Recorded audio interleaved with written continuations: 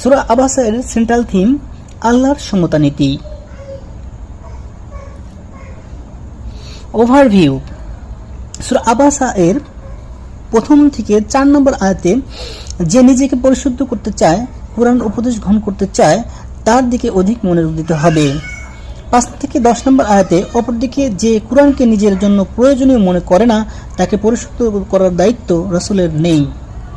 11 থেকে 16 নম্বর আয়াত কুরআনের মিশন নিঃসন্দেহে অসাধারণ। 17 থেকে 23 নম্বর আয়াতে মানুষের জন্য আল্লাহর অবাধ্য হওয়া খুবই বেমানান। সে কিছুতেই আল্লাহর হক পুরোপুরি আদায় করতে পারে না। আল্লাহর 24 থেকে 32 আল্লাহর বান্দাদের উপর তার কিছু অনুগ্রহের কথা আলোচিত হয়েছে।